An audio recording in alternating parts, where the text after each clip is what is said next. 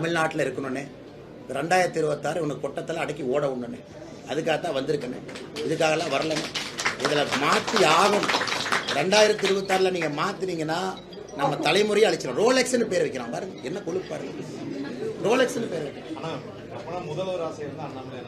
என்னண்ணே அண்ணே, நீங்க ஒன்று புரிஞ்சுக்கணும். என்னோட நடை உடை பாவனை பார்க்குறீங்க. எங்கேயாச்சும் எனக்கு பவர் மேலே ஆசை இருக்கிற மாதிரி உங்களுக்கு தெரியுதா? பவர் மேலே ஆசை இருக்க யாராச்சும் இப்படி பேசுவாங்க? அப்படியே பேலன்ஸ் பண்ணி நைஸா மாண்பு மிகவும் எனக்கு தெரியும். நாளைக்கு என்ன நடக்கும்னு யாருக்கும் தெரியாது. இந்த கட்சி மேலே அட்டாக் பண்ணா ஐயோ நாளைக்கு கூட்டணிக்கு வருவாங்க, இந்த கட்சி மேலே அட்டாக் பண்ணா இவன் கூட்டணிக்கு வருவான், இந்த தலைவர் நாளைக்கு செட்டிங் போட்டுக்கலாம் நாம ஜெயிக்கிறதுக்கு, இந்த தலைவர் இப்படி செட்டிங் போட்டுக்கலாம். நான் ஸ்ட்ரெயிட்டாக அடிக்கிறேன். அப்படி இருந்தால் நான் பவரில் உட்காருங்கிற ஆசை இருக்கிறோட பேசுவேன்னா எந்த எதிர்மறையும் எதிர்கொள்வதற்கு தயாராக யாரை விட்டு வைக்கலையானா? பொலிட்டிக்ஸ்ல எனக்கு நண்பர்கள் கிடையாதுங்க. நான் தெளிவா இருக்கேன். தப்பு யார் செஞ்சாலும் கால் அவுட் பண்ணணும். ஏன்னா பாலிடிக்ஸ்ல நண்பர்கள் அதிகமாக வச்சுட்டீங்கன்னா உண்மை பேச முடியாது. பேலன்ஸ் பண்ணி அரசியல் பண்ணி நானும் போய் 10 வருஷம் கழிச்சு முட்டு சந்தில் நிற்கிறேன். அண்ணா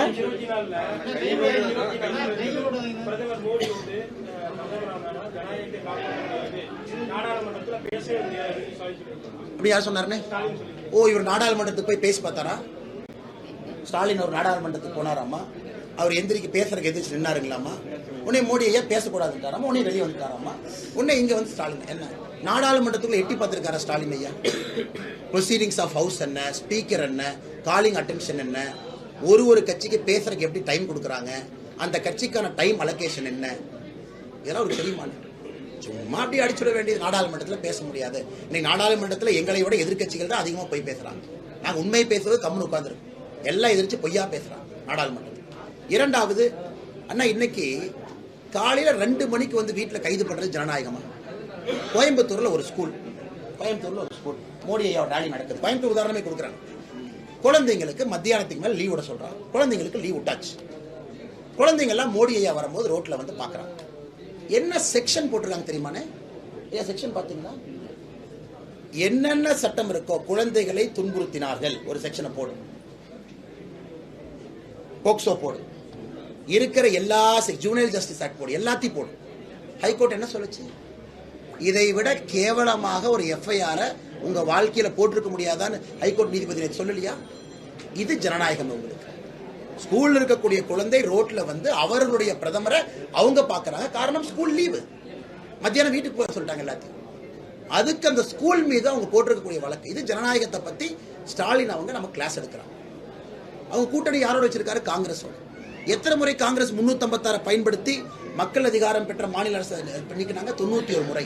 இந்திரா காந்தி 51 முறை. இன்னைக்கு அவங்களோட கூட்டணி வச்சுட்டு கிளாஸ் எடுத்துட்டு இருக்காரு 356 பத்தி. அதனால ஜனநாயகம் என்கின்ற வார்த்தையை பேசுவதற்கு தகுதி இல்லாத ஒரே தலைவர்னா மு க Stalin. We'll take it to the last question, madam. Madam, the top 3 issues in Coimbatore, the number 1 is urban infra. We have to rebuild the whole urban infra. We just look at the road right outside this house. 100 meter you cannot travel without a pothole. Right outside. Urban infra also means quality drinking water all the time. Roads, very safe transportation within the city. The second is giving impetus to agricultural growth. Third is giving impetus to industrial growth. Agriculture growth, we have 2.5 constituency literally. Sulur, Paladam, Goundapalayam. We have to really give impetus.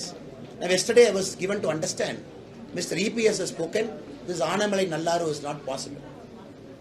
I am giving it in writing, we'll make it happen. For him it is not possible. That is why ADMK did drama for the last 70 years. If anybody wants in writing from me, I'll give it in writing. I will put my heart and soul to make this project happen. So only if you bring Anamalai Nallaru 8.5 TMC of water, the agriculture revival will happen. Industrial revival, we're very clear. And Coimbatore will get state-of-the-art industrial facilities, be it for the foundry, a technical institute. We want to declare the Coimbatore city as an agriculture, automobile cluster zone, encourage automobile spare parts manufacturing, give impetus to yarn-based businesses, spinning mills, textiles, give impetus to a lot of small MSMEs. So this is the third part, industry focus, agriculture focus and urban infra focus. Simply to one word, we have to rebuild Coimbatore back. India alliance leaders are very not always they are insulting India. Whereas Rahul Gandhi third meeting da பண்றாரு. இன்னைக்கு பல்லோதிங்கற ஒரு கிராமம். அங்க இப்போ I got a message from India TV meeting. அங்க 3000 பேர் கூட இல்ல. They are asking people to just pushing them. அவங்களுக்கு அந்த பாப்புலாரிட்டி கூட இல்லை. Third rally whereas our prime minister sir today India Alliance argument is whether இன்னைக்கு இந்திய அலையன்ஸ் உடைய ஆர்குமெண்ட் வந்துங்க அவங்க ஆட்சிக்கு வர்றாங்கன்னு ஆர்குமெண்ட் இல்ல. பிஜேபி 400 வாங்காதுப்பா, பிஜேபி 400 வாங்க விட்டுறக்கூடாதுப்பா, என்டிஏ 400 வாங்க விட்டுறக்கூடாதுப்பா. 398 கூட நம்ம மரியாதை தப்பிச்சிரும். அப்பா அவங்க 400 சொன்னாங்க, 398 தான் வாங்கியிருக்காங்க. இப்படிதானே பிரச்சாரமே பண்றாங்க. இந்திய அலையன்ஸ்ல ஏதாச்சும் ஒரு தலைவர் 2024 ஆட்சி அமைப்புன்னு பிரச்சாரம் பண்றாங்களா? என்டிஏ 400 வாங்கக்கூடாது. அப்ப அவங்களோட 399 வாங்கினா கூட நம்ம மரியாதை தப்பிச்சுக்குவோம். ஏன்னா ஒரு சீட் கம்மியா வாங்கியிருக்காங்க. அதனால் இந்திய அலையன்ஸ் தேர்தல் பிரச்சாரத்திலே தன்னுடைய தோல்வியை ஒப்புக்கொண்டு பிரச்சாரம் செய்து கொண்டிருக்கிறார். சொல்லுங்க தலைவா, கடைசி கேள்வி பாருங்க. ஒரு அண்ணா விஜய் ஆண்டனி, விஜய் ஆண்டனி, விஜய் ஆண்டனி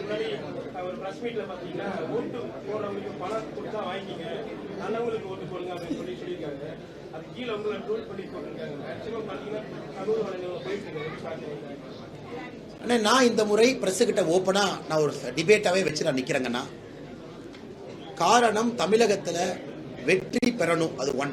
எப்படி வெற்றி பெறணும், ரெண்டாவது. மூன்றாவது, பண அரசியலை கோயம்புத்தூர்ல இருந்து ஒழிக்க முடியும் என்பது என்னுடைய தீர்க்கமான வாதம். கோயம்புத்தூர் மக்கள் முழு தமிழ்நாட்டுக்கும் வழிகாட்டுவார்கள். ஜூன் 4ஆம் தேதி பண அரசியல் என்கின்ற பேய் கோயம்புத்தூர்ல இருந்து ஓட்டப்படும். கோயம்புத்தூர் மக்கள் எல்லாம் வேப்பில வச்சு நிக்கிறாங்க. இந்த பண அரசியல்ங்கிற பேயை கோயம்புத்தூர் இருந்து ஓட்ட போறாங்க ஜூன் 4ஆம் தேதி. இந்த 1000 ரூபாய் தூக்கிட்டு வரவேன், மூக்குத்தி தூக்கிட்டு வரவேன், கம்மல் தூக்கிட்டு வரவேன், நம்ம கரூர்காரங்க நம்ம செந்தில் பாலை தூக்கிட்டு வர அந்த இத்து போன டப்பா பாக்ஸ் எல்லாம் வரும், எல்லாம் குடோன்ல வாங்கி வச்சிருக்காங்க ஐயா. இது எல்லாத்தையும் கோயம்புத்தூர் மக்கள் பேயை ஓட்டுவது போல இந்த பண அரசியலை ஓட்டப் போகின்றார்கள். அதனால் யார் என்ன வேணாலும் சொல்லட்டுங்கன்னா, விஜய் ஆண்டனி அவர்கள் மீது பெரிய கௌரவம் இருக்கு எனக்கு. இது போன்ற முக்கியமானவர்கள் சமூக அக்கறையில பேசணும். அப்பதான் இளையவர்களுக்கு அந்த செய்தி போய் சேரும். கோயம்புத்தூர்ல நான் இதை செஞ்சு காட்டுறேன். நான் நிக்கிறேன், நீங்க என்னை கண்காணிங்க, நீங்க என்னை பாருங்க. நீங்க என்னை கண்காணிங்க, பிரஸ்ஸே புடிங்க. ஏன் சார்பா யாராச்சும் பணம் கொடுக்க போனாலும் தடுத்து நிறுத்துங்க, என் கவனத்துக்கு கொண்டு வாங்க. யாரும் கொடுக்க முடியாது. நீங்க வீட்டுல பிஜேபியா இருக்கீங்க, இல்லனே நான் போய் பக்கத்து வீட்டுல கொடுக்கட்டுமா, கொடுக்காது.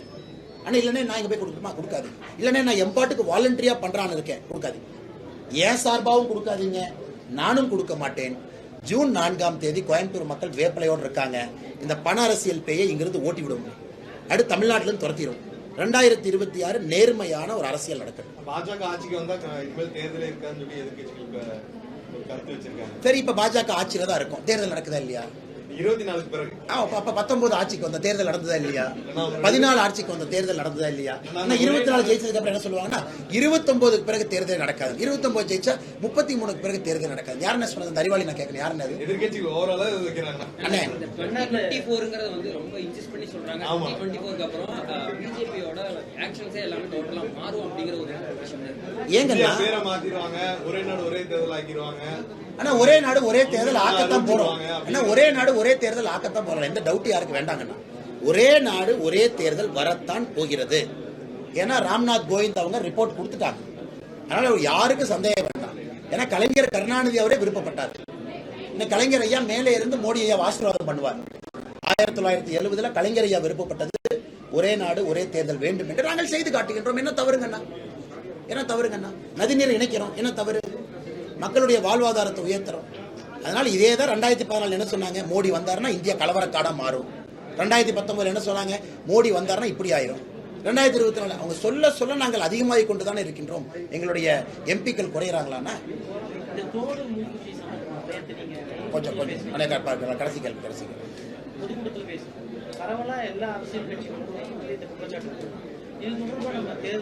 எக்ஸ்பெண்டிச்சர் அப்சர்வர்ட்ட நேற்று நான் பேசியிருக்காங்கண்ணா. எங்களுடைய டீம் வந்து ரைட்டிங்லேயே கொடுக்க போயிருக்காங்க, குடோன்ஸ் எங்கெல்லாம் இருக்குன்னு. ஏன்னா 85 வயதிற்கு மேலே ஓட்டு போட்டவங்கள்ட்ட அவங்க மூக்குத்தியை கொண்டு போய் கொடுத்து சில இடத்துல ஓட்டு கேட்டிருக்காங்க, 1000 ரூபாய் பணம் கொடுத்து. அதனால் கவனத்துக்கு வந்ததெல்லாம் கொண்டு சேர்ந்துருக்கு.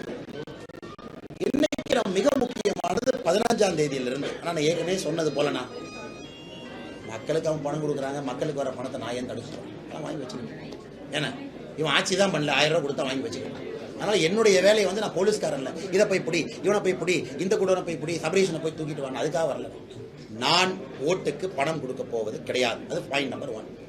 பாயிண்ட் நம்பர் 2, அதிகாரிகள் தங்களுடைய கடமையை செய்ய வேண்டும். இப்ப அதிகாரிகள் அண்ணாமலை மாதிரி இல்லைப்பா பாவம் மக்கள்லாம் கஷ்டப்படுறாங்க 1000 ரூபா வாங்கிட்டு போட்டு நம்மளாம் சும்மா இருக்கலாம். அவங்க அப்படி பேசக்கூடாது.